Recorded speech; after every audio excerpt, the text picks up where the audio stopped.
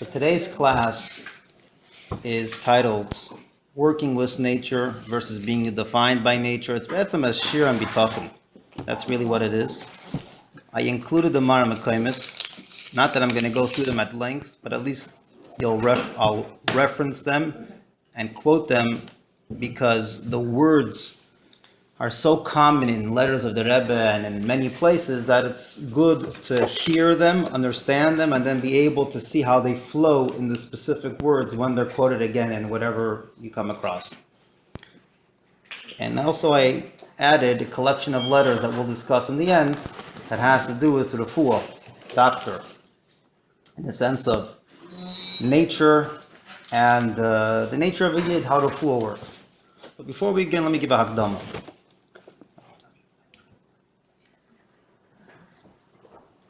And hakdama is like this.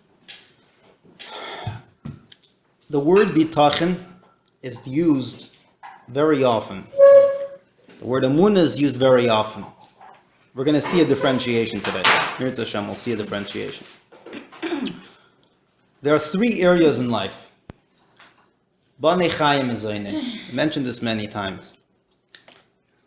I did it. Banei chayim ezoinei.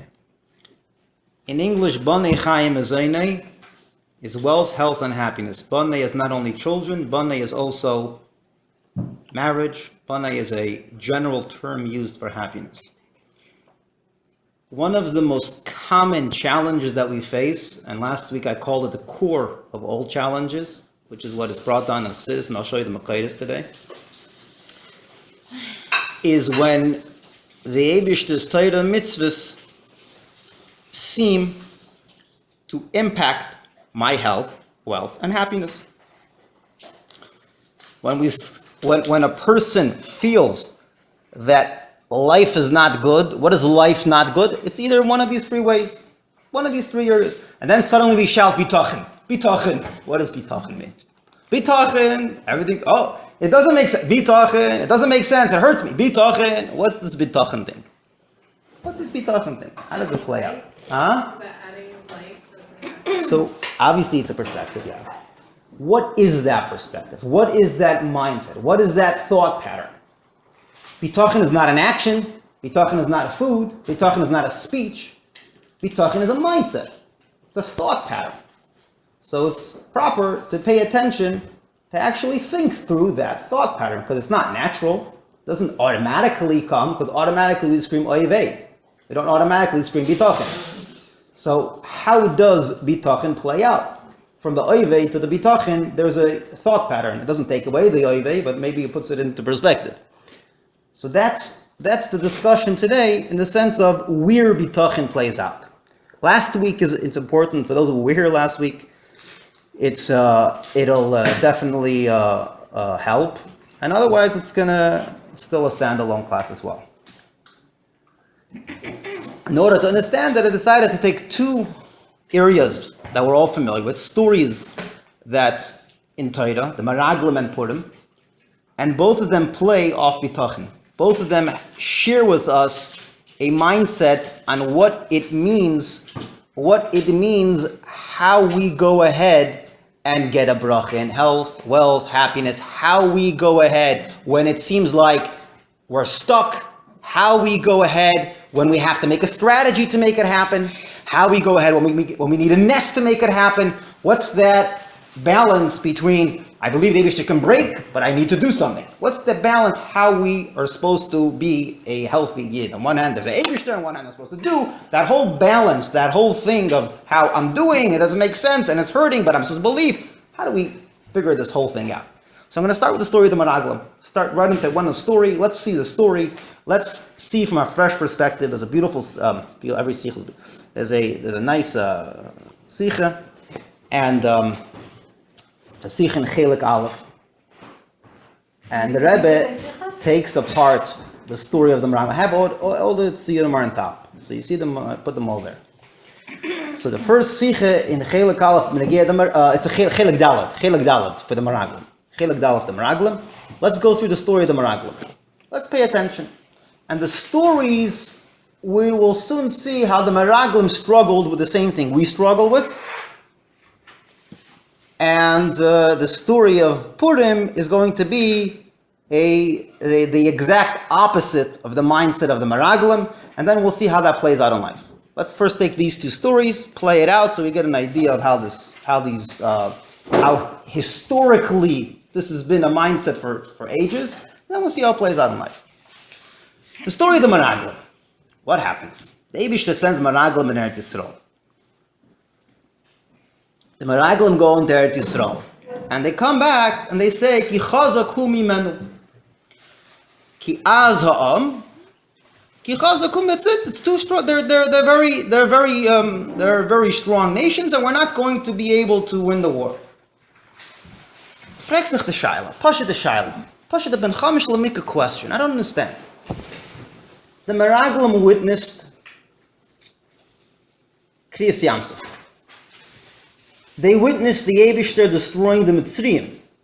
The Mitzrayim were a superpower of the time to the extent that 40 years later, when the Meraglim of Yeshua went in 40 years later, they were still shaking from the impact of the Eibishter destroying the superpower of the Mitzrayim. Who was Malchei Canaan, the 31 kings in Eretz Yisrael, and all the people of Canaan still remembered 40 years later what it meant that the Eibishter destroyed the superpower of all time as the Mitzrayim. So the Canaanim were shivering. The Meraglim couldn't get it. The Meraglim couldn't get that the Eibishter can destroy Malchei Canaan when the Malchei Canaan themselves got it. What's missing? Simple question. What happened over here? You're sent, you're going at the Chazaku mimenu. What are you missing? Which screws exactly are you missing that we can replace? I mean, if a person sees everything not only that, they were living with the monk, the Eidish Miriam, there was no other time that someone experienced what Eibishter is, if not the Doir HaMidbar. And they're going to come along and say that they're not ma'aminim. They don't believe. Ki chazaku mimenu. What's missing? Second question. What was the answer of Kalev? Ole nale v'yarashnu oisno. You know, it's like two kids in nursery fighting. One says we could. One says we can't do it. The other one says yes, we could. Are you answering the question? They're coming along and saying ki chazaku mimenu. They obviously are implying that it's too hard to go ahead and wage this war. So, Kalev, you have the best answer you can give. Tell them the Eibishter was Karalanu Sayyam. Tell them the Eibishter is Almighty. Tell them, look what the Eibishter did until now. Remind them of what the Eibishter did, and then they're going to get it. No, he doesn't say anything. Ole Nala. 2 words. What's he implying by that? How does he answer the concern of the Meraglim? The whole story seems very ambiguous. What's going on? What's the taina of the Meraglim? And what's the answer of Kalev? It's a question. But it seems like he did something right, because if he would have given them a whole Langa Megillah, they would turn off. Yeah, obviously he did something right. Yeah, he did something right. The question is what he did. The question is what he did, not if he did anything right. Yeah, good. So that's the question. So in order to understand the problem of the Meraglim, we have to appreciate where the Meraglim are coming from. The Meraglim said like this. The Gemara in Soita says, the Meraglim said, "Afilu balabayus lo yochel lo hitzi kelev misham." The Meraglim said like this. They said, the Eibishter, imagine you own some kelim. You own some, whatever it is that you own. And you give it over to someone to watch because you're going on vacation for 30 days. Pikadon. Whatever the reason is. A pikadon. I'm giving you a pikadon. You have a CD in the bank. It's your money, but it's locked for 30 days.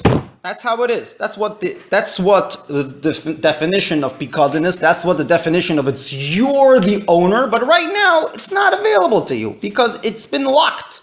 There has been a system put in place that you put in place, and that you have allowed it to go on cruise, and that is your decision not to intervene during a certain amount of time.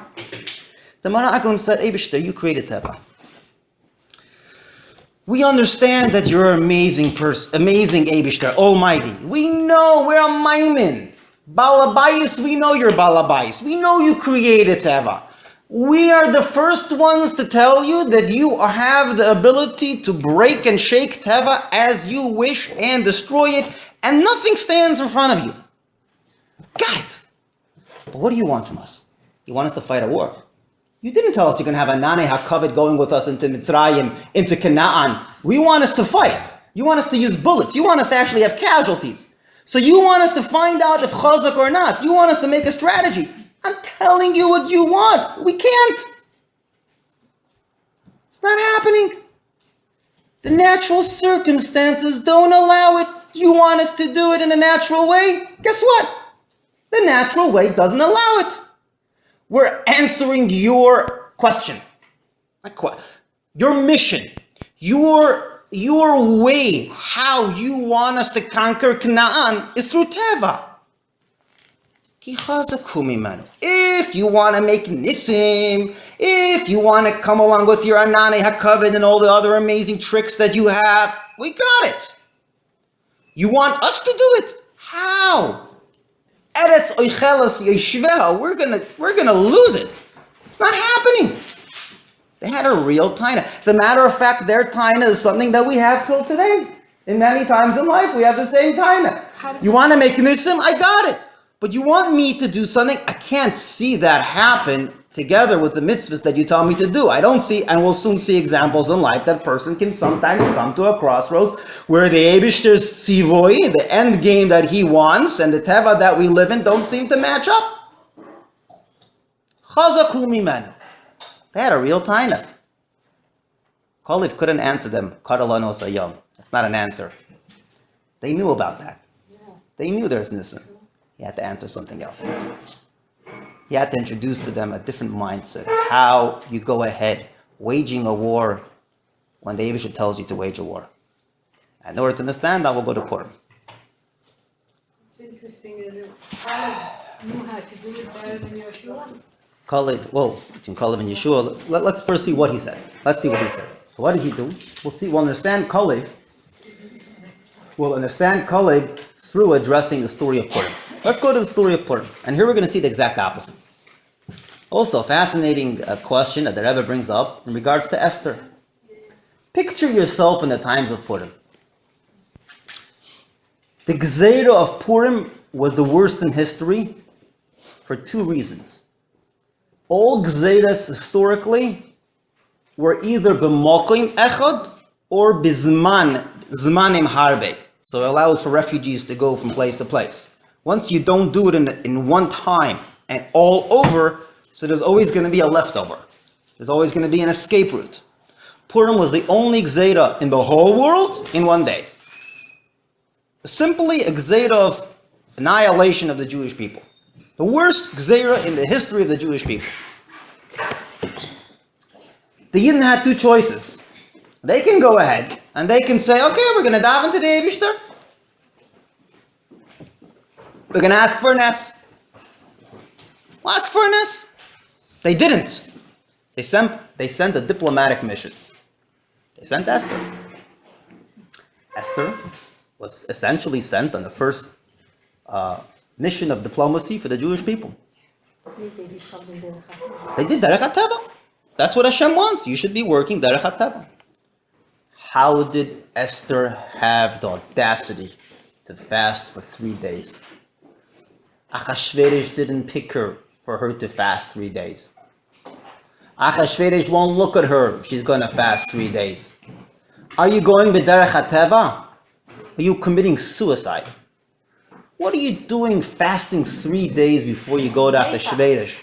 You're told to go on a diplomatic mission. How do you have the chutzpah to fast 3 days? The whole nation, everybody's lying on your shoulders. And you're going b'derech hateva. Don't go. Don't go if you're going to fast 3 days. How did she have the chutzpah? What was her thinking?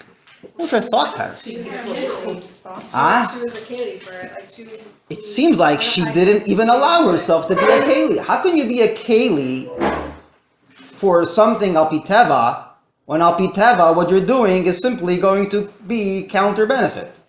The whole idea of your keli is because you're Esther. And Esther was picked not because she was fasting 3 days, but because she had 12 months to prepare herself. You're going to go now, and that's how you're going to go into Achashverosh al pi teva. What's your thought pattern? Did she look at why the Gzeira? Fasting is basically asking for a nest to happen. Fasting is davening for Hashem to help him. Daven! But She listened to her mentor. so what was Mordechai and Esther obviously had a thought pattern and how they went ahead with their hishtadlus. We say the word hishtadlus.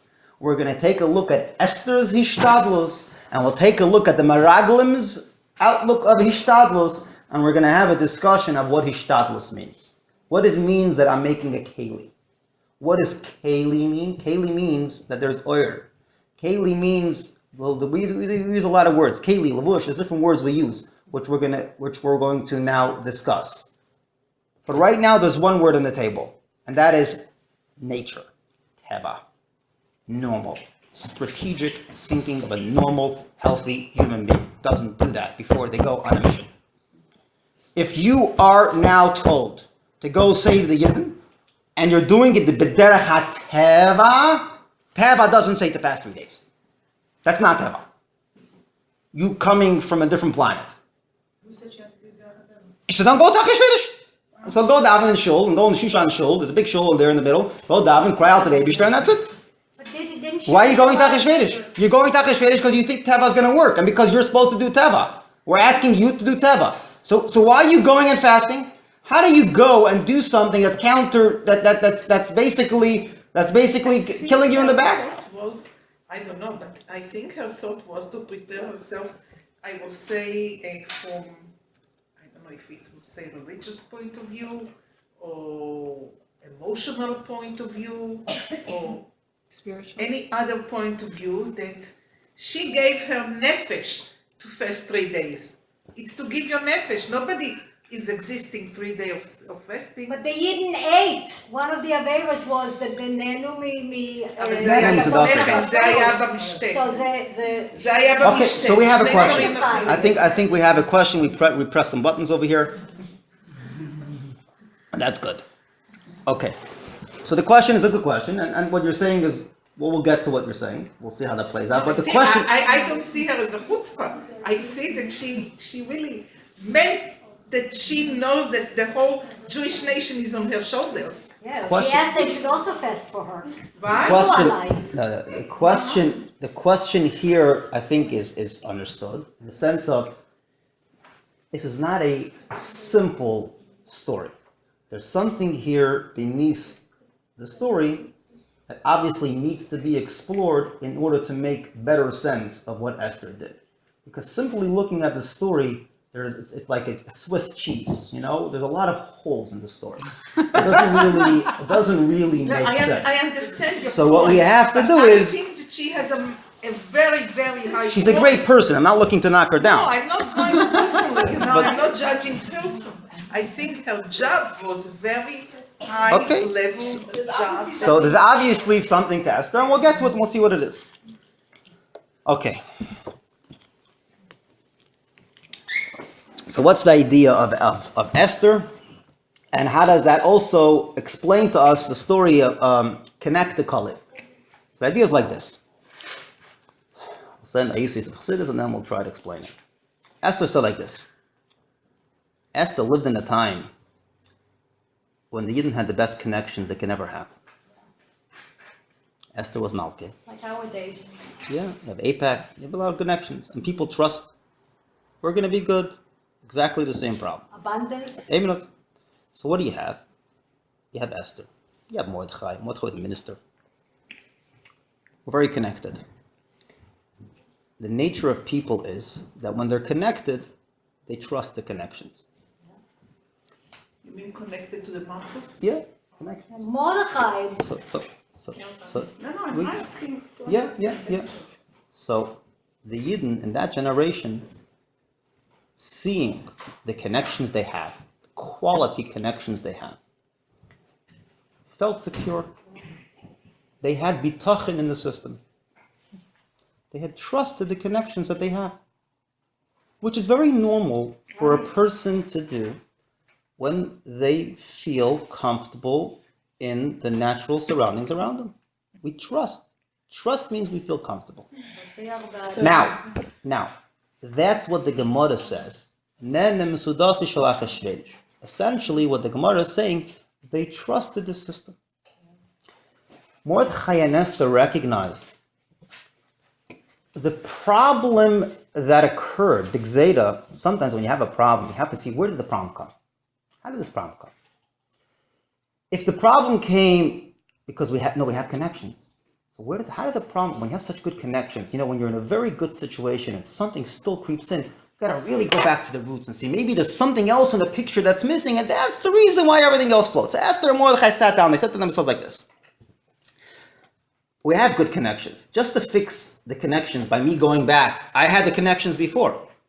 This was the same connection that I had before, so I should go back. I was Esther and Malka before, and still the Gzeda happened. So me going back, that's going to make it go away? Who said? I had the same connection before, and the Gzeda still happened. I was Esther and Malka, he was Mordechai. We're very well...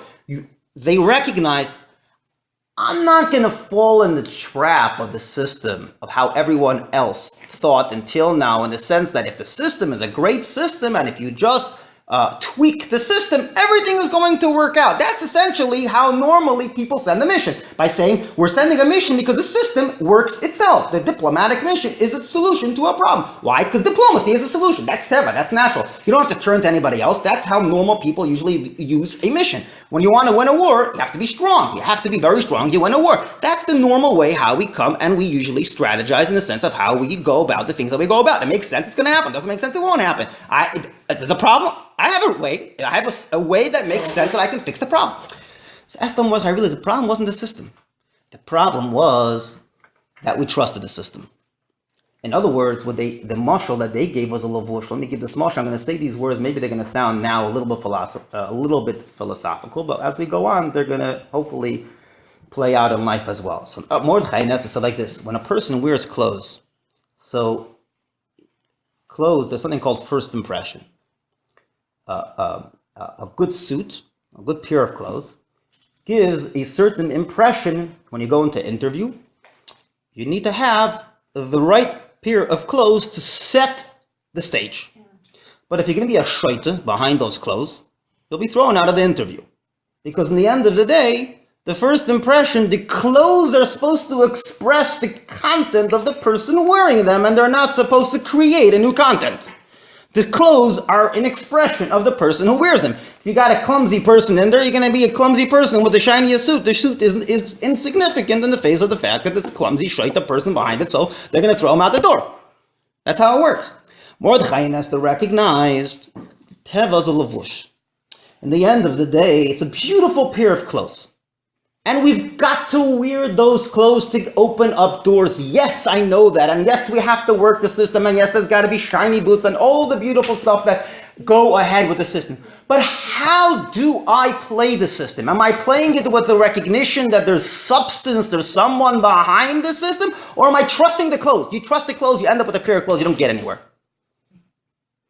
And they recognize the problem of the Yidden was that they trusted clothes. So when you trust clothes, that's what you get, a pair of clothes. You pull it down, it's empty. It's gone, it doesn't do anything. So when you trust a system, it's nothing. And let me just use these words. So what do? They had to rectify the core root of the problem. Sumu Allah shleishis yamim yuklach. Get behind the clothes. There's a there's an Eibishter here who you have to recognize is behind every single one of these pairs of clothes and all the different systems and connections. That's the one really running the show. And the minute you trust the clothes is the minute you lose him, and the minute you'll see how the clothes themselves can't work out. The minute you recognize he's the one behind the clothes, suddenly you'll see even with a shmata pair of clothes, he's going to show, because he's a guy that comes into the room, he shakes that room, and he's going to come through even with a shmata pair of suit. He's going to come in. It doesn't make the clothes in the end of the day are only an entrance, setting the stage. The person behind him is the one that plays the show. So he's going to sing the tune that he tunes, that he sings, no matter what kind of clothes he's going to have when he walks in. So they attacked the root of the problem. They came to the Yidden of Shushan, they made a gzeda of Shloishes Yomim, that everybody has to fast. What's the fasting? Tshuva. What's tshuva? Recognize there's an Eibishter behind the system. The exact opposite of that is recognizing there's a system. That was the core root of the problem. Once there's now an existing Zeta of Tzumu Olai Shloishes Yomim, once Torah now commanded everybody in Shushan to fast, no one has the right to let go of that Torah. It's like a mitzvah. Now, everybody in Shushan, she never got a heter from the Chacham not to fast. So essentially, the Eibishter is telling her she has to fast. If the Eibishter is telling her she has to fast, she's still going to go ahead with whatever kalim, with whatever tools, whatever strategies she has within the ability that's right now at her fingertips, which is to go into Shvedish. The fasting, she doesn't have the ability to let go. The Eibishter, it's a mitzvah. The Chacham decided. She asked. Well, she asked. It should be in other words, it should be a tshuva. It should be once there's tshuva, she's part of Klal Yisrael. She's part of Klal Yisrael in fasting. So the Sanhedrin decided it, and once the Sanhedrin decided, they told her she also do it. So it's essentially a Torah thing right now to fast. So she recognized that the same way a person who walks into an interview, if he's wearing the beautiful suit is not what's going to trigger the response. Rather, it's the person behind it. So she recognized this is how she is going to view the perspective she has on that system is going to be one that's influenced by the Eibishter. So the Eibishter told me I have to fast. With the Shmata suit, it's going to work out too. Let me play this out with Kaleb, and then let's see how this plays out in life. I'm going to go back and forth. What did Kaleb say? Kaleb said, Ole Nala. Turns around to Moran, he tells him the same thing. The Eibishter never asked you if you're going to win the war. He never asked you that. He has his ways of winning wars. He simply asked you to fight. And find a way how you can find a way to fight. Even the Gashmis in units of armies, they don't ask them, do you think we can actually, this is their target. Find a way how we can get there. You were never asked if. You were told to find it. You came along, you know what your problem is? Your problem was that you looked at nature as a suit that dictates an outcome. You simply looked and you said, there's two Eibishters. There's an Eibishter who can make Nissim, but once the Eibishter says, go into Teva, how can you be found in Teva? They had a hard problem with that. They had a hard problem with seeing the Eibishter in Teva. Let me illustrate this with a mashal, so like this whole thing can flow properly. There's a rich man, and he has a son. And the son, like many rich families, is eventually going to take over the business. The problem is that the son taking over the business will destroy the business. Because not always when you're born into a family do you know how to run the business. Maybe you know how to spend the money, but you don't know how to run the business. So therefore, the father decided that he has to take the child and put him into the business as an employee. And he's going to be put into the room, into the mail room, and he has to work as an employee in the company. He gets a job in the customer service. He gets a job in every area.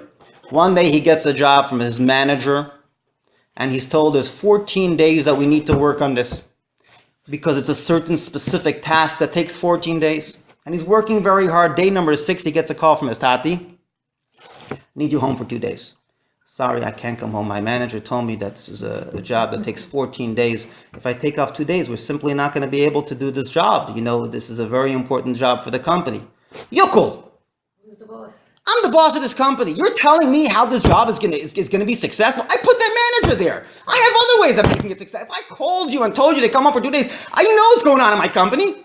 I know who my managers are, and I know there's other ways of making things happen. I can make it happen with 10 days too. You are in now a state of mind under this manager that told you that it takes 14 days. I can make it happen in 10 days too. I have other pieces in this company to make things happen. You're going to tell me you were never an employee. I never put you in there as an employee in the sense of being dictated how to run your life by managers. I put you there to learn how to be an owner of the company. I needed you to become seemingly in the clothes of an employee because that's the only way you'll internalize the work, the ownership of this company. I never put you as an employee in the sense of letting go and the sense of putting you under someone else's. I never did that. If I'm pulling you out, that's because you were never an employee, really.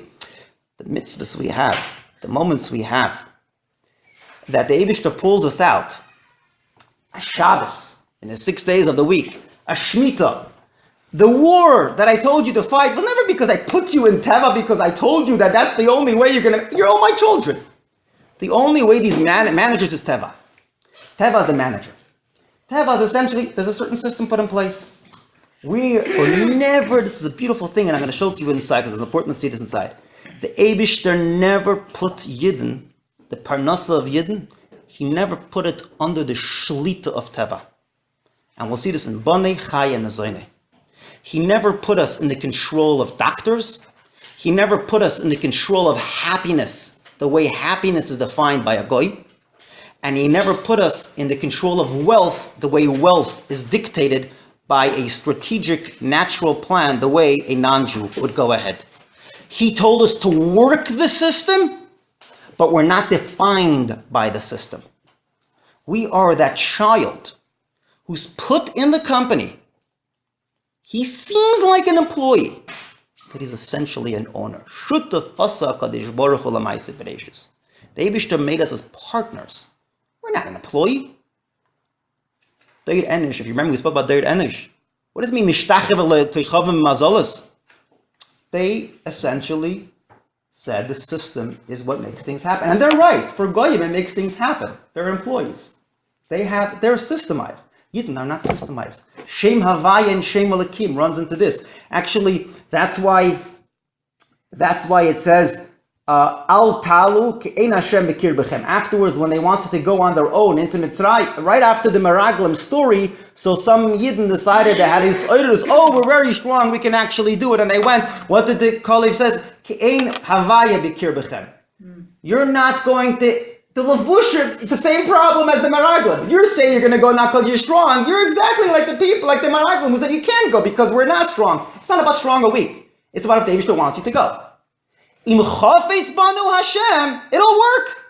If the guy behind those clothes is a smart guy, he's going to get the job. Im noi chafetz, ein Hashem b'kirbechem. It's not going to work. It's not about the chazak. The chazak is only there to allow the chacham behind it to come out. The Eibishter, ein Hashem b'kirbechem, he'd say, it's not going to work. The clothes are hollow. Hollow would say king without clothes, right?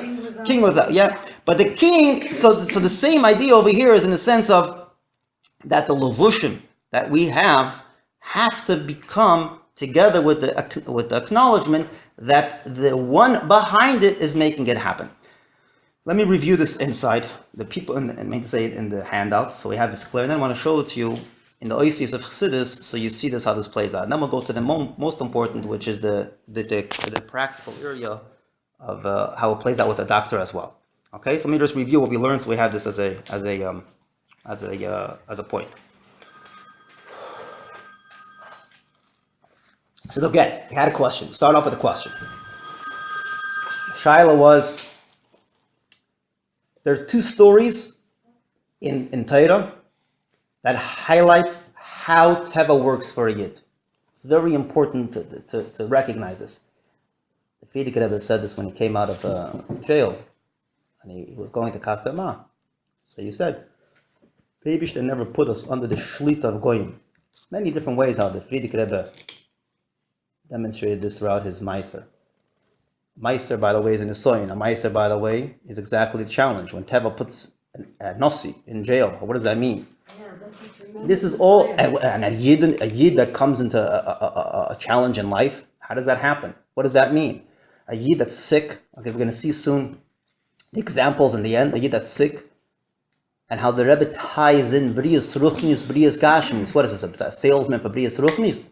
No, he's tying it in because he's simply telling you, your Brias, Begashmi is just like wealth comes with Shmiras Shabbos, which essentially means your mindset should be that it's not your 6 days of working that makes it happen, but it's the Shabbos that changes how you work in the 6 days, because you recognize that you're working within a system, you're working with a system, but not defined by it. So really, when the Torah says, Sheishes Yom Tavad Vayem Hashvi Tishbos, why is it, we mentioned this last time, why does the Torah have to say Sheishes Yom? Just say Vayem Hashvi Tishbos.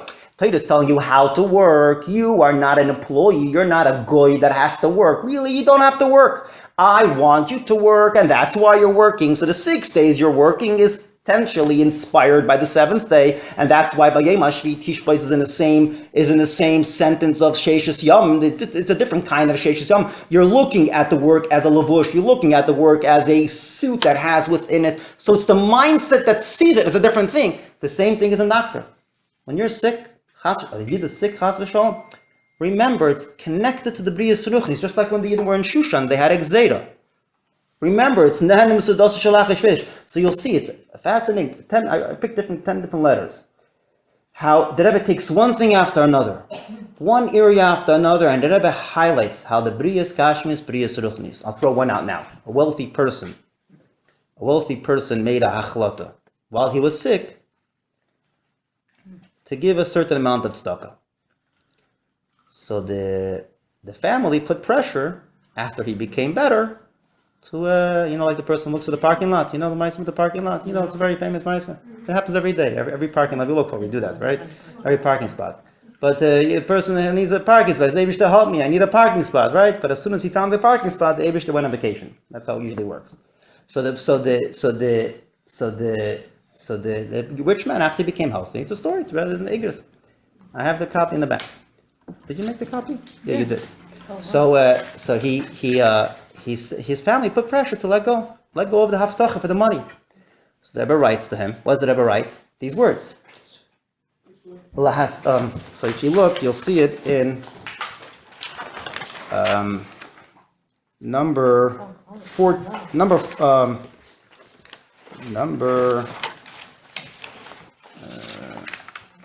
And the sikhs are all... I'll get to the sikh in a second. Let me just show you this. Yeah? Number 8. It's number 8. Okay, it's number 8 in the back. It's number 8 in the igris. Printed pages. It's page 299, and then it's number 8. Oh, I circled a bunch of numbers. 299.8. So what does it ever write? Yazber lezugosei tichya shechas v'sholem b'matziv kazeh lachzer mahaftach l'tzedakah. Don't let go. Why? Hainu lahakadosh baruch hu shehu hareifei kol baser v'hareifim ach shluchav. Don't forget how you became better. Are you now changing when you were sick? You recognize the system doesn't always work, so you looked for the Eibishter. When you're better, you say, oh, there's an Eibishter out of the system, but now I'm in the system, goodbye. No, he's in the system. Those doctors were only his shluchim. He's constantly there. Chas v'sholom to let go. You let go, it goes back. You let go. Ach shluchav. The Rebbe writes, and number 2, right? This is a nice one. They're all nice ones. The number 2. A person is sick. Page 296. I have them next there. Okay. So a person is in the hospital, and so the Rebbe writes to him. Of course, you're going to listen to the doctors. Nitna reshus l'reifei l'rapois, which is, by the way, what does mean nitna reshus l'reifei l'rapois? Somebody. The Eibishter gave permission. Why do you have to give permission to Teva? So some people learn he gave permission to Teva, and now Teva does it. No. Now you need him every second still for Teva to do it, as we'll see in a second. Yep. So he's in the hospital, and so the Rebbe tells him, listen to the doctors. Reifei mumchim. Then the Rebbe says, B'vadai, I don't have to tell you that while you're in the hospital, you should make out of the people in the hospital. Okay, so the Rebbe is a salesman for Ruchnis. Fine, I got it. So now the Rebbe adds 2 lines. Ukishemaisifim bevrius ish ha-Yisraeli baruchnius, maisif ha-Kadosh Baruch Hu mida keneged mida, aval kama po'am kocha bevrius ha-mishkabel bazeh, bevriusei begashmius. There's a direct interlink here. It's not 2 different stories. When the Yidden in Shushan didn't have life, or there was a question on their life, they didn't just be mishtadel, begashmius, to have a good diplomat. They recognize that diplomacy only works if there's tzumu alai. When the Yidden had to conquer Malchei Canaan, it wasn't about chazak. The chazak or not only works if chafetz banu. So when a person reaches a matzav of begashmius, they're sick. The ruchnius is not a separate thing. Is it something, I like to use this line. Is Torah mitzvahs part of my strategy or it's something I have to deal with? It's a huge difference. If it's part of my strategy, that means to say, as important it is for me to take the pill of the doctor, as we'll see in a second, as important it is for me to daven. And to make sure not to miss whatever mitzvahs it is for Noshim or Anoshim, right? Exactly the same. Let's take a few more examples and I'll show you in the Maimer. Number one. Take number one, right before number two. The Rebbe writes, person was very shvach. So the first Rebbe gives the eitzah begashmis, pas shachlis. Pas shachlis, the Gemara talks about begashmis, that a person wakes up a certain, Breakfast. so breakfast should be bread. Pas shachlis. So whether it's bread or whether it means the importance of breakfast, that's another discussion. Fine, so the Rebbe writes about don't forget, you're human and you've got to have pas shachlis. You're asking me about an eitzah, pas shachlis. The Rebbe writes another thing, interestingly enough, you should also be learning something you enjoy. Because when you enjoy something, it helps a person, the gashmis. That when they actually... Tainuk. The Rebbe writes that as a remedy. Then the Rebbe writes, Ulepelesh einei maskir advar bri'usei beruchnis. And the Rebbe writes a story. One time, the Frierdiker Rebbe had someone that came into him. And he was a soicher eitzim. He was a businessman. And the businessman asked him an eitzah in business. So the Frierdiker Rebbe gave him an answer. And then the Frierdiker told me, and what's going on in Hisaf and Torah mitzvahs? So he says, with all due respect, Rabbi, I didn't come here for you to talk to me about Torah mitzvahs. I asked you a question in business. So the Frierdiker Rebbe answered him, and says, it's very interesting. In the area that's my forte, which is ruchnius, you don't come to ask me. In the area that's not my forte, business, that's where you come to ask me my eitzahs. I'm telling you what to do, and I link the two together, and that's how it works. Very good. You link the two together. The Rebbe writes back to the same person. He says, I'm not choishish that you're saying the same thing, but I'm telling you that these two things work together. Again, he's linking ulepella she'eni, ruchnis and agashmis together. This is a very extreme, interesting letter. Number three, a person who's schizophrenic. Number three, right on the next column, 297. Person is schizophrenic. So the Rebbe writes, the Rebbe explains what does that mean. It means to say that his mind and heart are not linked together. That means to say his machshava and his reality are not linked. The Rebbe says it's eitzah to put on tefillin, because tefillin is meshabed halev hamoyach. So it helps to link the two together that they should become. The guy is begashmi, is not healthy. Taryag, evorim, and taryag mitzvahs. This is not just baloney. This is real stuff for a Jew. The Rebbe always link things. Go through, you'll see. The Rebbe always link things begashmis beruchnis. Specifics. We'll soon see specifics. Let's go to the next page. Okay. So number 5. This was a person who was sick in the hospital. The Rebbe writes, I'm very happy to hear... What page? 98, 298. It's right next to it. Very happy to hear that the person took upon themselves kashrus achila. Listen to the doctors, eat the food pattern of the doctors, but it could only be kosher. And that's how it's going to be. That's how you...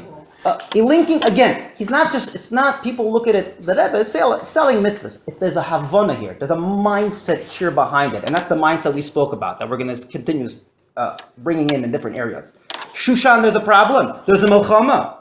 There's a person sick. Who makes it happen? Where do I have to... No, obviously Hashem can break, but it's within too.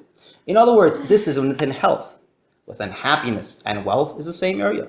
Happiness can be different mitzvahs that a person feels are not making them happy, or can hypothetically not. That's the core of the problem. Punk fakert, it's a keli. Let's see a few more examples, and we'll see. Examples on happiness I'll give soon. First, this is health. Wealth, we had examples of kashrus, but let me get the happiness afterwards. So 6. Wealth and kashrus are no, wealth was a Shabbos. We'll see the Maimon wealth. Let me show you. A little bit askir alatzion. So again, his prayer helps the person. It's like correct. Correct. But at the end of the day, we have to. These are the ways that it makes it happen. Look at this. This is an interesting one. Number 7. Person who had a lot of anxiety. They're all anxiety in the hospital. So the Rebbe writes he should have a Tanya, and he should read the Tanya. Where's number 7? Yeah. You have Lo Tanya. Yaviyule Tanya, and he should have a mezuzah in a double wrap Yes. for an anxiety. Now it seems like this anxiety was an anxiety from the hospital.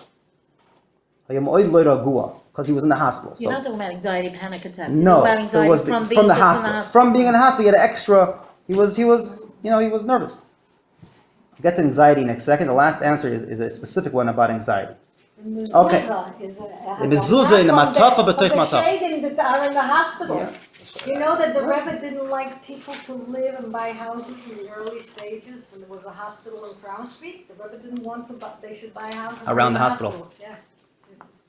Wow. Discouraged us from buying houses opposite you. Whoever remembers that hospital in Crown Right, Street? sure, where 580 was. Okay. Now let's look at number 9. 580 is. Look at number 9 for a second. This is a person who he had a problem in his eyesight.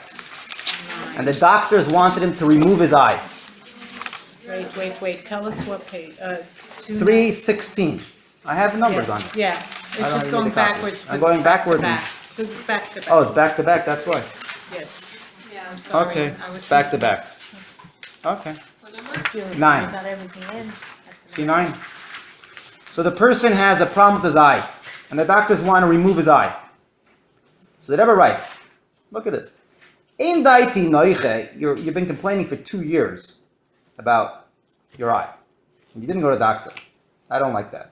That's not a good thing. That's called simchin alanes in other places. You have a problem, you go to a doctor. I'm not going to discuss the past. But now, this is my eitzah, that you should ask 2 roifim mumchim and do whatever they tell you. But don't do the removal of the eye. Do a medical procedure that should actually cure the eye. Then he writes, Bitachon. Bitachon is essentially what we just spoke about a second ago. A mindset of how to look at an occurrence of teva. This person now has a question of a removal of an eye. People of Shushan had a question of annihilation. The Yidden had now a question how to conquer. A person has a question in life when 2 things don't make sense within Teva, within my natural life, within my life. I have a problem. I'm not talking about the Eibishter that can give me money in the midbar. I'm not talking about Kriyas Yams. I'm talking about my life. What do I do? What am I essentially? What's mean chazak b'vitchoyne? Remember who's behind it. So now look what he's adding. I don't have to tell you about Kiddush and Havdalah. Kiddush and Havdalah. That's a from person that he's writing to. Kiddush and Havdalah. Kiddush and Havdalah have a special significance for the eye. So don't forget Kiddush and Havdalah for this person who's suffering from a question of a removal of the eye, because and then also limud pnimis ha'torah. Again, he's attaching inyonim ruchnim to rifu'asei hagashmis. So this is another example where you have this idea of gashmius problem. I'm stuck in the ruchnius scenario of this specific person is tied into his gashmis. Let me give an example of a job. There's an example here of a job, and that is, so number 10 is the same as number 9. I don't have to go through that. Look at number 11. Number 11 is an example of a job. 11 is on 322. So this is a person who has a problem sleeping. 322. So the Rebbe, he doesn't have a job. no. He has a problem sleeping. Okay. See you in a second. He has a problem sleeping. So the Rebbe writes 2 things. Number 1, she made a call. Yeah. So Rabbi, it's number 1, nutrients. There's got to be some nutrients that, if you're going to put them in, so your nerves are going to be able to be calmer and you'll be able to sleep. The Gashmis. Gashmis is, right? Gashmis. But also don't forget to be Baidik and Mezuzah. Livdik Bekashis and Macholim.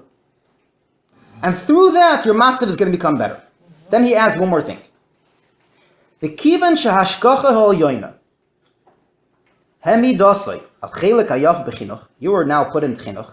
Any heisafa in chinuch is going to add in your brius begashmis. This is many times Rebbe writes this, many times. Again, but where does it come from?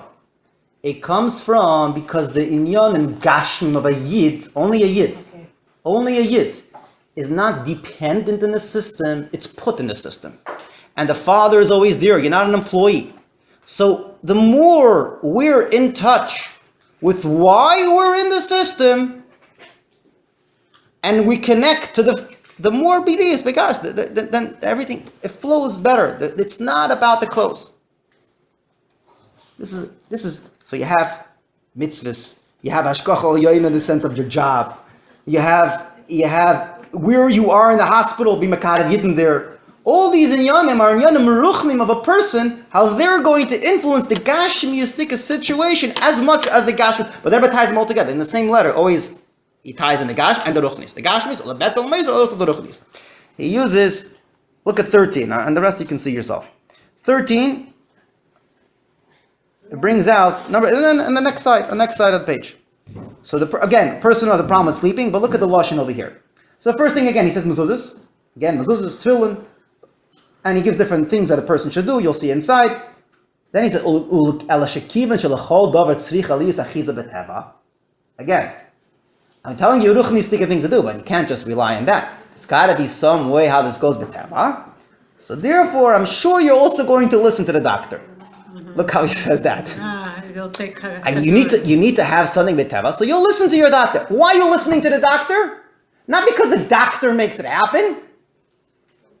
It's why you listen to the doctor to if the doctor will work. Essentially, that's what we say. Why? That's why when you said in the beginning, it's about the thoughts that you have for something. This is what it means. Why you listen to the doctor is if the doctor will happen, if the doctor will make it happen or not. If you look at the doctor as a second in command, then it doesn't work. The doctor has to be in your eyes a shliach. When you look at it as a shliach, then there's two nafkaminas. The number one, you're going to look at the doctor not as a death sentence. He can never give you a death sentence.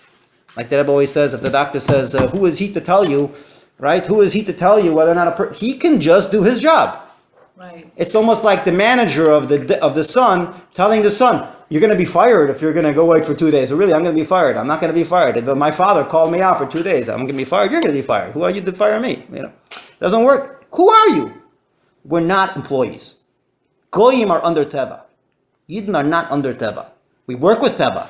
This person's going to say, child's going to say, so my father is in charge, so I'm going to take off on my own. Oh, you're not doing what your father told you. You're supposed to work. You're supposed to make it B'Teva. But why are you doing it B'Teva? Because he told you. Let me show you the mimer now. Now I can show you the mimer. These are the shaynas that come across. I usually don't show my mimer. Kuf Nun Ches. A few changes before you have a little page over there. Just a second, let's just get to the... Page Kuf Nun Ches on top. Bring up your Surah Nahava? We don't talk about Yisurim. We only have good lives. No, but you see. Okay, I'll get there in a second. Let me talk 1 second. 1 second. Let me first talk. Because other questions come up. I mean, I dealt with people who, No, now it's the did all these things and read the Rebbe page of a mimer. And I don't have questions. I saw the miracle when they alive, but they wouldn't give up.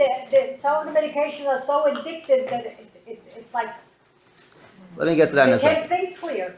They don't disconnect from the medications today are horrible. These are old letters. Medicine was different in touching. Which letters are referring to medications? I mean about the sleeping pills. He was referring to a specific person. He didn't say it. The other people didn't say Specific person. specific person with sleeping pills. that's There was not 3 people with sleeping, and he told them different things. He didn't say, the Rebbe didn't say in that letter sleeping pills. First of all, what sleeping pill? Which sleeping pill? How much dose? What kind of problem? It's not a cloud. The Do something. Nekuda was over there was reason why I copied it is look how he describes it. First he tells you you have to have an achiza b'teva. These words, you see how you say something shows in a mindset. Just to say the Rebbe said to take the pill. That's very nice. How did he say it?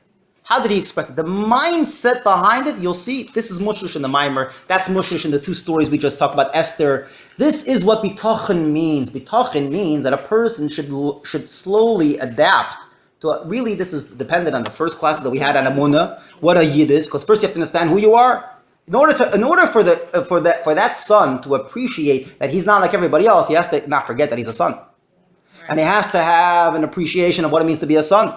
And who his father is. And how his father has a massive company. And he doesn't know anything about companies. He doesn't know what it means. All he knows is a manager on top of him. That's all he knows. That's all he sees. Every morning he wakes up, he sees a manager. He doesn't have an idea of what it means, a boss, what it means, an owner, what it means to create something, what it means to create a company out of nothing. There was no company before. There was no nothing before. He made the whole company. He threw the whole thing.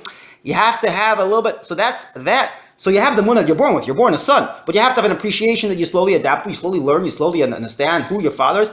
Then, so why was I put in this company? I have a mission here. I have a thing here. So now I know what my role is. So I'm not like everybody else. I'm not an employee. So now I can look at what I do in a different way. It's not a kick at the bottom. It's a constant reminder that we have. But the difference between munah and bitachon is the munah is what you're born with. And bitachon is bringing that thing you're born with while you're working. The child is born a child. But when he works every morning, he should be the happiest employee. He should be the happiest employee. He should have a real trust, not in the company and not in the manager, but because he's a good daddy. He has Uncle Joe is his father. Uncle, what do they call him? Uncle Sam, all right? But Uncle Sam is talking the other way around. Uncle Sam is trusting the system. They say the biggest bald stuck is Uncle Sam. That's what they say. He's Taimei Chol B'Kolim. Called it Bal Chesed. Okay, so let's see the mimer inside. So Kuf Nun Ches. Why am I, again, I'm just highlighting this inside because these oisis come all the time. Garzam Yada Choitziv Keli, let's just see now, based on what we said, let's see how this flows. Okay? So what does he say? Kamoykein Loi you see the arrow next to the arrow. Yes. Kuf Nun Ches. Yeah? So Kamoykein Lo Yachshev es advarim agashmim shu oisik behem. Person, what does it mean lo yachshev? What does it, when you come across these words, it doesn't mean that you shouldn't feel it's important. It means you shouldn't trust it. Of course we're supposed to work with Varim Gashmi. When you come in a mimer and the mimer says, Lo yachshev at the Varim Gashmi shoyesmish, what should I do? Stay with folded arms on the couch and put my feet up and then everything's going to happen? No. As we'll soon see in a second. Don't look at the Gashmim that they're the cause. You know what there's in cause and a lavush? A cause means you can't have the effect without the cause. It's impossible. There's a cause and there's an effect. 1 + 1 is 2. It's not going to happen unless it makes sense. A lavush means this is how I come across to you. I can come across in many ways. And once you get to know me, you'll realize that that's not me. This is simply an expression of how I came across the first time when I met you. I put on that pair of clothes. Afterwards, I don't need those pair of clothes. So it's not a cause. It's an expression of me, how I came across to you. It's a media. It's a whole different story.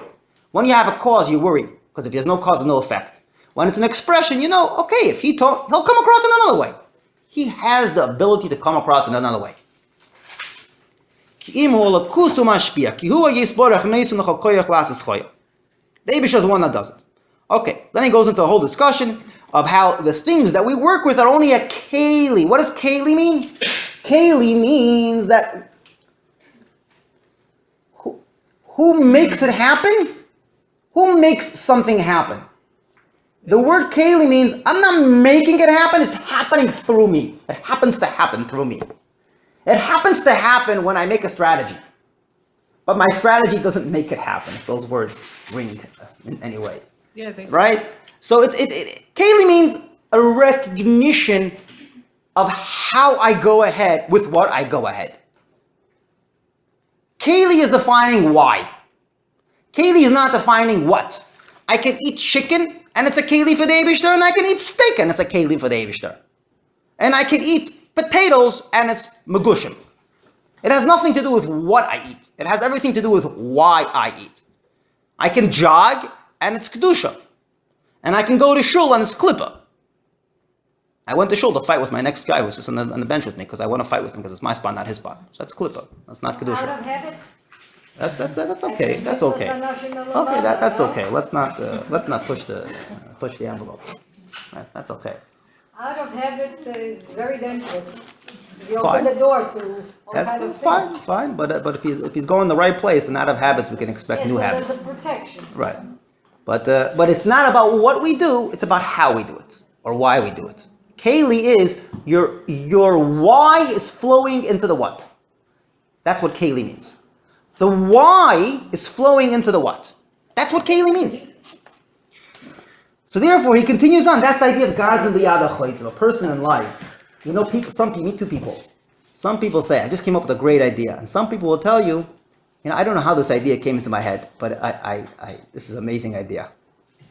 It's a huge difference. Who puts ideas in a man's mind? Very good. Well, usually people attribute it to their novel brain and development. But pump then you could be blocked. So very good. So some people look.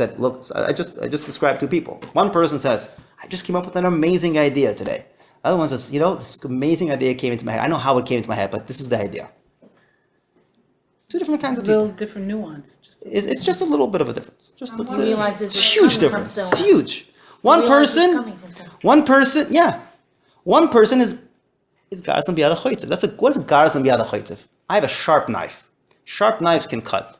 But if you put a sharp knife on a table, is it going to cut? You have to push it to cut.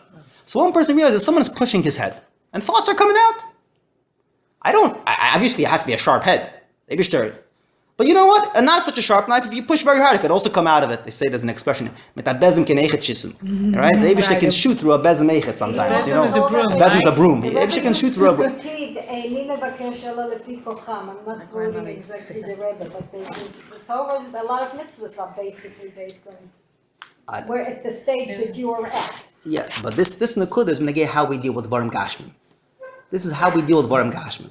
Do we look at it as I'm making it happen? Keli means I recognize that my sharp head, sharp knife, kind heart, in my day-to-day actions, I have some kind of recognition that's coming through me. And that's the opening for all brachas. When we say make a Keli, when a person has that attitude, that's what we say, that's the Beirachacha Hashem Alekecha So it's B'chol Asher humility. Taseh. Yeah, Keli is, Keli means I'm opening myself up to the Eibishter. What do you mean I'm opening myself up to the Eibishter? I made it happen. I recognize within the things that I did. That's how it plays out. So we talked about health and we talked about wealth. This mimer is just going to talk about wealth a little bit more than health. Let me just highlight. You see what he says at the highlight? Mulutash Heitiv. Let me highlight that and you'll see it yourself. There's two things that I highlight. Underline. So I underline. So there's What does one thing. mulutash Mulutash mean? means a sharp knife. So he says like this. Imam says, just like you need a sharp knife, so too the same emphasis a person should put that the knife should be al pi Torah. In other words, I need a sharp strategy. He's talking about parnasa. A sharp strategy for parnasa has to be al pi Torah. Just like the Rebbe wrote, the macholim gashmim that he's eating should be kashrus in order to have the refuah of the doctor to come through. I'm now making a keli for wealth, for parnasa, for it. I know you have to have a strategy. Yeah, it's got a sharp knife, but also al pi Torah. And the same emphasis on both. The moment I feel I'm going to lose out because the Torah gave me a mitzvah that seems to be counter to the sharp knife, the Torah told me take off on Shabbos, the Torah told me minche, which is the examples they give in wealth, that's the moment I think that the knife is working on its own. Just like if you're not going to eat kosher in the house. So this is a mimer that highlights, this is something that's brought on all over. All over you're going to come to the idea of keli. Make a keli. How many times, right? How many times we come across make a keli, make a keli. Garzin B'yad HaChoitz is a marshal brought down all over. That's the meaning behind it. Garzin is a knife in the hand, axe in the hand of a woodcutter. What's the idea behind it? The idea behind it is to recognize the thoughts popping through balabais within my life. It's not an easy thing to recognize, but at least there's two nafkaminas that I'm going to highlight. Let me just summarize and then go to the next point. Go back to the handout. First point I want to bring out is that a person has to recognize that when they come to an area of Torah mitzvahs that seems to negate my life, it seems to somehow tell me I can't have a good life, whether it's health, whether it's wealth, or whether it's happiness. You asked me for examples in happiness. Happiness examples can be anywhere with the mitzvahs that have to do with mishpacha, with the family. Anything that has to do with family. Taharas Hamishpacha, any mitzvah that has to do with it. Happiness is is the areas that are between me and the Eibishter and only I know. And I want to know where I feel happy in life. The moment I feel a mitzvah is going to cause me to be unhappy is the moment I take off the chshivus I have in my head of that mitzvah. And it's the moment, it's the shoidish where eventually I can look back and say the reason why I stopped doing a certain part of the mitzvah was because I thought that. You can't live a life that you don't enjoy. And it starts with the mind. The moment the mind tells me, Eibishter is stopping me from having a happy life, so the first reaction is, okay, I'm going to try to do it as much as I can. It doesn't work. It doesn't work. Somewhere I'm going to have to give in. And usually it's going to be the Eibishter giving in, or me having him give in, rather than I'm going to look for a way to get him out. Can't. What does Chassidus do? So really this conundrum is the same conundrum we had last time. The believer's challenge. What do I do when my life comes in? We talk about some approaches, if you call them approaches, essentially the word modern Orthodox. What does it mean? I have this problem. I want to have a life, happy, but I also know that he's important. So I have to somehow find time for him. But he's a little bit of a burden. He's bothering me. I'll find you a little bit of time and I'll give you my dues. That doesn't work. Somewhere along the line you're going to lose it. What is because Teva and Eibishter is a stira. Essentially, that's the yesod of the stira. People who feel, I'm going to seek happiness somewhere else. Let's talk about happiness for a second. People who say, I'm going to look up a book. I'm going to look up something about this topic. It's very personal. I'm going to look up to see what does happiness mean by looking up, a book somewhere else. So I have a question. If the rabbi says something, why don't you feel good with that? The rabbi doesn't really know what happiness is. Rabbi is Eibishter. When you tell someone the rabbi said, the automatic response is, big deal. He tells someone the doctor said, oh really, there's got to be something to that. Why is that? Why? Because it starts with how we approach who knows me better. And that's the yesod of this whole discussion. Who knows me better? Who knows my life better? And who knows really me, the practical side of me, the real side of me. When we say the word life and me, it's happy, it's Bani Chaim Zaini, the life, the Gashmi, the Teva. Who knows Teva better? I know Teva. David just Teva. Doesn't really know me. So when you say who cares, it's because David is he's like in the rocket ship, all the way up. But me, the doctor got me, the doctor's grounded, he knows me. Who said he knows you? He's a supervisor. He doesn't know you. The yesod of this whole conversation is appreciating, I would say this, unhappy people come from not knowing who they are. And the definition of a yid is a mun. Why did I say the word definition? Because we're genetically different. If we recognize how we're genetically different, it takes away a lot of the unhappiness in the sense of seeking it somewhere else or seeking to be like someone else. Why do I want to be like someone else? Because you don't think you have it. Because I don't have a self.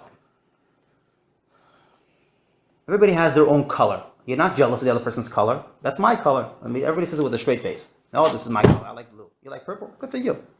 Why can't we say good for you when another guy says, I have that lifestyle. Oh, I also want that lifestyle. It means you don't have a lifestyle. It means you don't have a color. You don't have a color, so every guy comes around, you say, I want that color. So find out your color. No, I don't think so. The system Color is one thing. doesn't teach But you when they're individuality. unhappy, when Oh, a you person bet. is not saying, I The want that system says, why lifestyle, are you is like, I don't see the students in school, why aren't you like different this from and like color, this? The but more also remember? lifestyle is that. I'll be specific. Okay, I'll be specific. On the chart? I'm from the younger generation. That's not that much.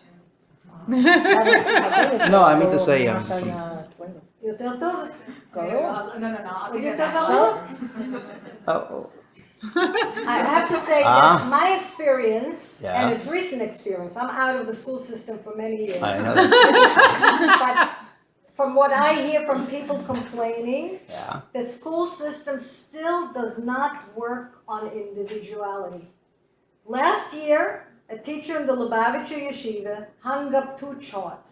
The Mitzuyanim were on one chart, the other kids were on a Chas v'Shalom chart. Here I had a witness. It's my godchild. And now is the. Chas v'shalom chart. I said, Leah, Chas v'shalom. Chas v'Shalom chart. It shouldn't be like that because the teacher How many might were in the have Chas meant- v'shalom? I don't know what the teacher meant, but you don't write on the begin and the top that this kid is a Chas v'Shalom the way he Pretty good. behaves. It's pretty In good. life, we put ourselves. And in you know what? The teacher Most of us- apologized. He didn't explain that he didn't write what he meant. Maybe he meant Chas v'Shalom, there should be a child that doesn't know. Chas v'shalom should be a chart like that. No, but the Chas v'Shalom chart, I think most of us in life, we look at that there's the cream of the crop in life in general, or a better lifestyle, or a better, and that's the. When I say And then there's the lifestyle, cha- and then there's the chas so v'shalom. that, I wanted to clarify. When I said lifestyle, I didn't. I want to clarify this. His habits, the kid became a very good student. I'm sure. He became the best in the class. Oh, and there's the chas Classes, v'shalom. yeah. They don't No, have no, it.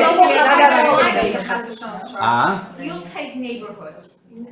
She's saying neighborhoods. We don't have self. We are all, most of us are non-believers. Most of us are mostly followers. a minute. The Rebbe made us. When I say lifestyle, well, let me be specific. Okay. If I like pretzels, okay, I like I pretzels. like the way you connect. I like the way you I like pretzels. So tomorrow I can like cookies. If I make an upgrade, it's not a lifestyle change between pretzels and cookies. If I drive one car and I drive another car, it's not a lifestyle change between one car and another car.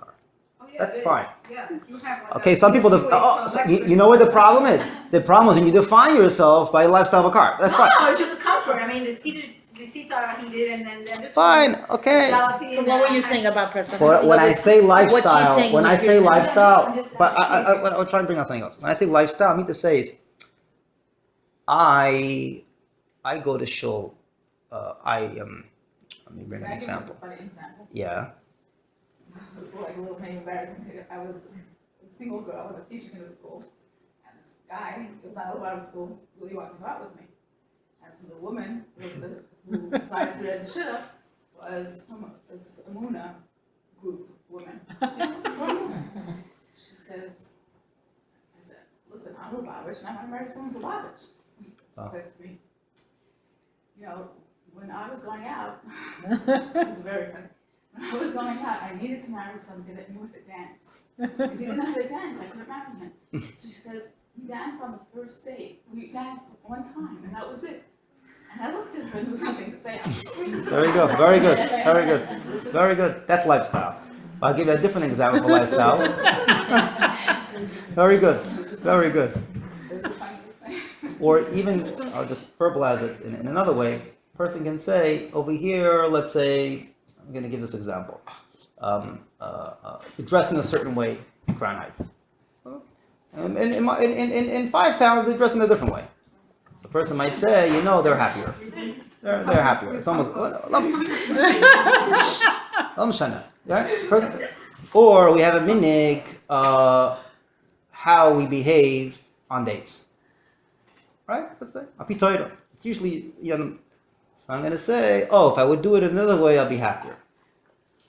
So usually you ask that person, to what extent can he go with that train of thought? There's usually no end. Because they have never decided how to define themselves. That's what I'm saying. Because they never decided how to define themselves. They were simply looking at others.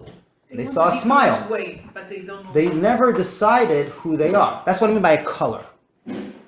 When a person never has a conscious discussion with themselves, it's okay to want that. And it's okay to think that. And it's good to question. The question should bring you to an answer. When it's open-ended and people don't answer it, then they actually go and they do new things. Why did those new things happen? Because no one answered those questions. And those questions are defining moments. It's called defining yourself. Who am I? Oh, once you said, I am this, and I'm happy to be that, you're not going to be unhappy by looking at, so here's a different color, good for him. I know who I am.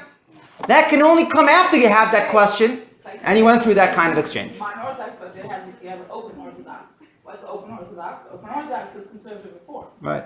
But. And then you go conservadox, and conservadox is between conservative. It's an elam davar soif. Seem as if it's something else that it's not. But the yisoid of everything in Chassidus is called shituf versus avodah zarah. The yisoid of everything is one question: is the Eibishter stopping me from being happy? The moment I say to myself yes, is the moment problems will happen. Is the Eibishter stopping me from being successful? Yeah, shituf. That's the Gechav Mazolos. That means I'm essentially saying Teva is shaylit. I mean, essentially, I'm saying that his Torah mitzvahs. That's like the maraglim. It's all this, and it's okay to be the maraglim in life sometimes. It's okay to have that challenge. This is very scary. It's not scary. It's a normal thing to go through. It's not. But it's scary because when I'm listening to this, I'm thinking like most of my living life, in things I don't even realize that I'm having shituf, that I don't consciously aware. Chassidus takes shituf to edel areas. It's not avodah zarah. You don't have an aveda and avodah zarah for this. I know, but Chassidus is simply Chassidus takes ein oid milvadoi. Chassidus takes the idea of the Eibishter and takes it into your life in another way. Let me just finish with the last examples of the maraglim over here, the ninth thing, and now this will play out. So in the handout, I brought up the three problems with the maraglim. The first problem we had until now is the maraglim didn't want anything to do with the physical world. There's another two problems that the maraglim had, and that can play out in life too. Okay, two more problems. Number 9 on the handout. Number 10 I just did with you. Number 9 on the handout, and I'll finish with that. The first problem we discussed was how the physical life should be an extension of the spiritual. There are two more problems. The Rebbe brings out, sometimes a person says to himself, if I'm going to share something with someone else, I'm going to be affected by them. This is another insecurity that many people have. And it's the same insecurity of the maraglim. People, it's the same insecurity as the maraglim. If I'm going to have to be in touch with someone who doesn't think like me, it's called sheltering in a bad way. I'm going to have to be in touch with other people, so other things will, I'm afraid. How am I going to persevere? How am I going to keep my purity while I'm in touch with others? That's and that's what the maraglim also. There was 3 layers within the challenge of the maraglim conundrum, right? First one was they want everything to do with Gashmi. So they said, okay, well, I'm going to have to do with Gashmi, but it's going to be me in Eretz Yisrael. I don't want to have to do with others. Comes along David and says, Im chafetz, and another way it plays out is, I might have gaiva from it. It's going to affect me, let's say, in an edel way, gaiva. Comes along the Eibishter, comes along Koliv, Im chafetz banu Hashem. Why are you doing what you're doing? The moment you remember that when you do, that whatever you do, the reason why you're doing it is because you were sent there, you're matzliach, and nothing happens to you. The Gashmis, you see this. 2 people are talking to someone, or helping someone. The person who feels themselves, first of all, they won't be matzliach, because the other person feels that there's a self there, so it doesn't work. And then, they come back about an ego, about something they never did, because it never really works. So it doesn't work. Example for that, an extreme example is like there was a story in Taharas Hamishpacha. There was a person standing putting on tefillin with Lubavitch putting on. There was also not Lubavitch putting on tefillin with other Yidden. And a Frei Yid walks by, and he skips the not Lubavitch booth and goes to the Lubavitch booth. So he asks him afterwards, and not Lubavitch asks him. He says, "Why did you skip my booth?" He says, "When I walked by your booth, I felt like you want your Gan Eden. When I walked by the Lubavitch booth, I felt like he wants me to do a mitzvah." Mm-hmm. So when you do something for someone else and you feel the mitzvah, you don't get affected. It's a fact. And that plays out in life. And that plays into the third area, which is even when the Ram says, okay, I'm going to deal only with people that are like me. But that's totally not my type. How am I going to deal with those kind of people? And that's the same answer. Those problems only happen when you feel yourself. Let go. Let go. But it's a real thing in life. It's a real thing in life. Let go. And let me tell you, you see it. And when you deal with people, you deal with a child, and your own child, you're not on the same level as a child, but you have to want the child taiva, otherwise it's not going to work. In many places this plays out. We talked about this in Nachmanis Chesed, we talked about this in many places. That's the idea of Yira, right? We talked. Yeah, that's the idea of Yira. This is the idea of Yira, we spoke about. The Rebbe Rashab, we want to make sure that. But you have to want the child's taiva. The moment the parent wants their own taiva, it's the gate of kapayos. That's the story of the Do you want the child to have Malach. good principles, Because it's not real. or you want And the that's child the to idea. have good principles? Chofetz banu Hashem. If you're going to remember that chofetz, then everything goes through. Everything and it works. You'll be able to work with the Gashmi. We're going to send you into the company. You're going to look like an employee, but you're going to be matzliach, and you won't be dependent on them. And you'll be a happier person, and you'll trust the one behind the company and not the company. And that's the idea of a doctor, nature, and Shalom Yisrael. I guess that's the time. Finish with that.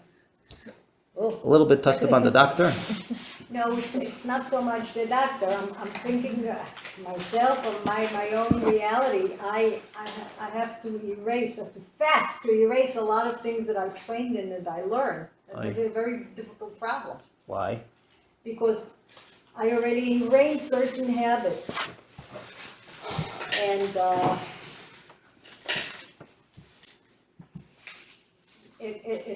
I find it difficult. I'll tell you what I Even find. though I personally, I must tell you, since your shiurim, I have gained a lot of strength to a point that when I don't sleep, I look at it as a blessing. Oy. I even wrote to some, I don't sleep, I don't not sleep at all, but I try to skip the medication. I have tremendous inflammation in the body, which came from negative needles. I must say, disappointment. I didn't have that attitude, you know. This attitude helps me But gosh this. Yeah, but I had such yisurim. I trusted people, from people, because my nature is to trust, not to suspect. And now I have to erase the attitude of kabdeu v'chashdeu to move into that level, that if anything occurs, there must be something tremendous good that Hashem is leading to.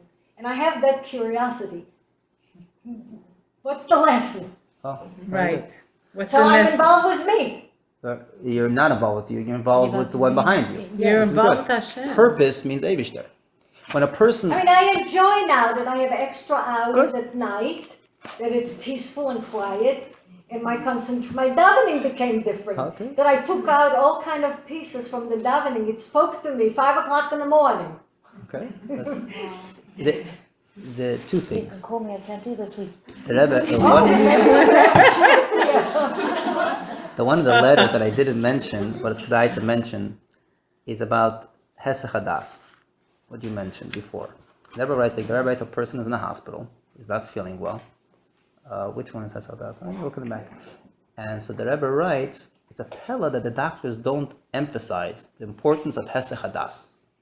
He says when a person's in the hospital thinking about their problem, it aggravates the problem. That's where the meditation and the So listen how he talks about meditation. Look at the Eitzah. Rebbe says it's important for you to let go. And not to think. He said, but you can't tell a person to let go. Telling it to let go is you thinking about it. So how do you let go? How do you let go? Yeah, so how do you let go? I let go. So I'm thinking about letting go. It's a vicious cycle. How do you let go? He says it's important to do something totally unrelated. So he says, well, for example, he gives an example of doing a toiva for another person. There's 2 miles. Number 1, it's positive. It's positive energy. And number 2, it's a mitzvah. You get out of yourself also. And the mitzvah helps in brius too. So, the Rebbe So you're getting said, 2 out of 1. when the You're Rebbe getting said 2 in that 1. the And he world- ties it in together. when the Rebbe said that the world is ready, they did studies now on people that are neutral, that have total hesach hadas, and they put somebody who has no hesach hadas in front of him, but they took the blood of the person who's in turmoil, and his heart is racing. They took his blood, put it in the lab, and they checked what the blood looks like. Then they put the person in front, there's a goyim who do meditation and become very synchronized. And they had him sit in front of them for about half an hour, then they took the blood again. The heart became equal. In other words, the exchange of energetics was so powerful from the positive person onto the negative, that they did studies also how contamination in a group can occur if there's somebody very negative in the group. People will pick that up. Imagine lahavdil machshava tova. But here the hesed important. When you say Hesed. so meditation and conscious could be either conscious thinking or void thinking. But the Rebbe emphasizes here a pu'ula. So A that's pu'ula, his which no. When you say In other words, when the person is consciously involved in something else, So they say and then there's two nakudas here. Pay attention. When you're doing something good, you're causing someone to smile.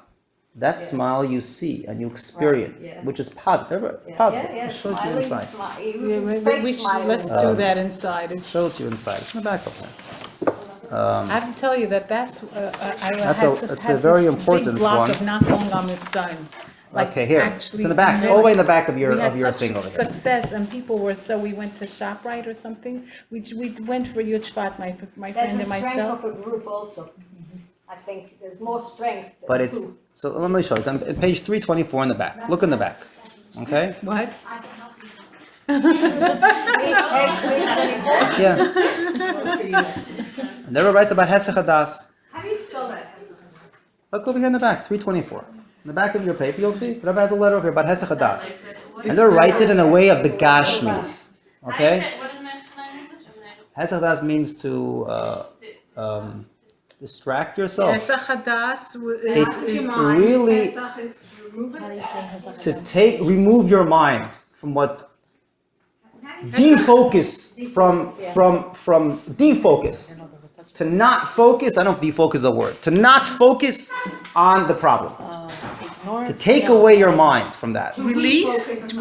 But really, real Hesed Hadas is if you focus on something else. That's refocusing. And that's what everybody writes about. Hesed So what page? Could you tell us? 324 in the back. Like Whatever. not to dwell on On the. the back of your thing, 324, right over here. Yeah, so the second paragraph.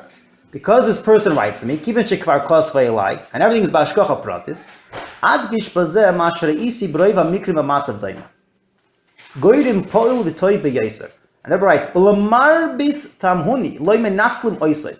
I'm so shocked that people don't use out this physical tool to make a person feel better. Akopanim v'hu in the hesed hadas. Ukomidas hatzlocha lahasich das haniskok l'tipol mimatzavoy. The more you're matzliach to get a person to not think about their situation, magdul koiches hativ mishalaguf l'hisrapis. That helps the natural koiches of a person to cure themselves. V'chein shar hargoymim positivim lahagber pu'ulosam. The positive energies that come out of that suddenly are magbir pu'ulosam in the person. Because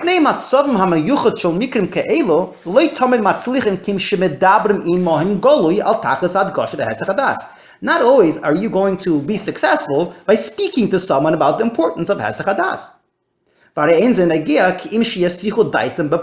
They have got to do it, actually take away their mind. They've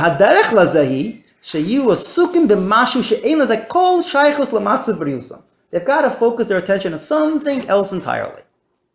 It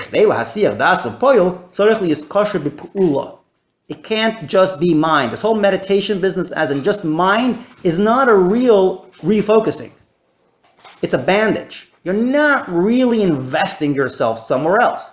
You're still invested, but you're taking a break. That's not good. You need to detach yourself. Cut the cord.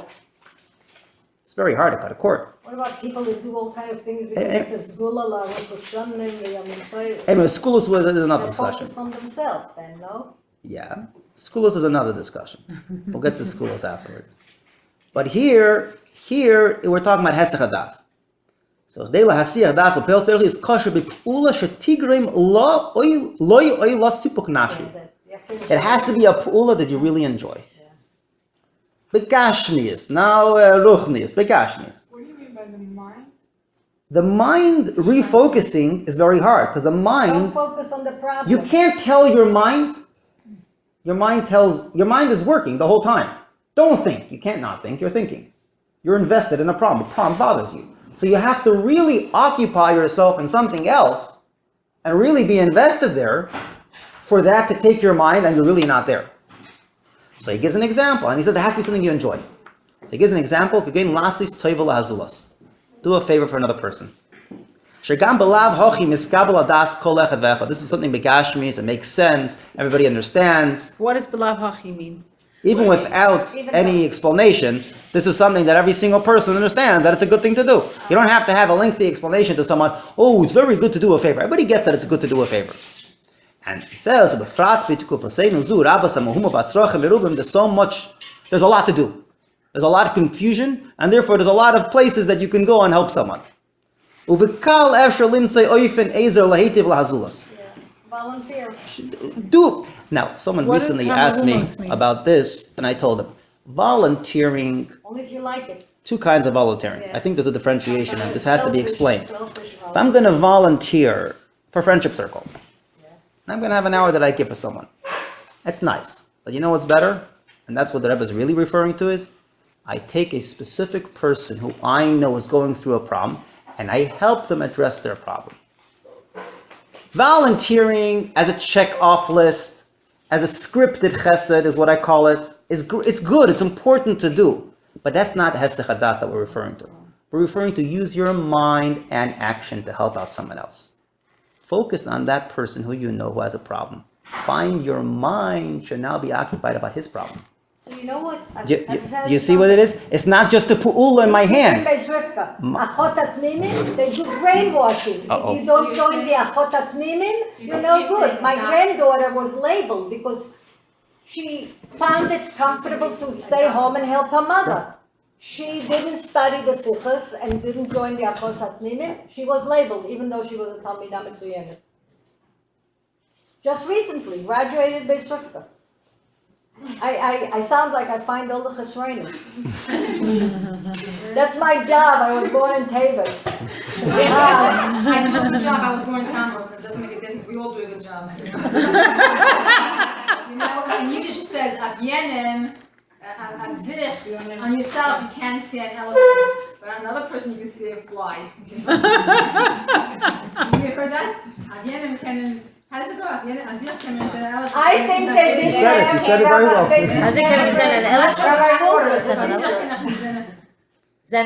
An elephant, you said?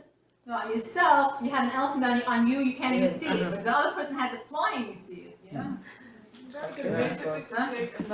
Good example. We're soon going to make Rabbi Wolf arrogant. Huh? Oh, should make me arrogant. But Anyway. David HaMelech prayed, Al Tevoeni Regel Gava. It's not so easy to get over that. Anyway, so that this I think this answer is a very, very powerful letter in a lot of areas. Works in life. And he answered the last one is Chora Mitzvah. He answered them and gave us on this. Anyway, What does hamahumos mean? Very much. Hummus means disturbances, tough times.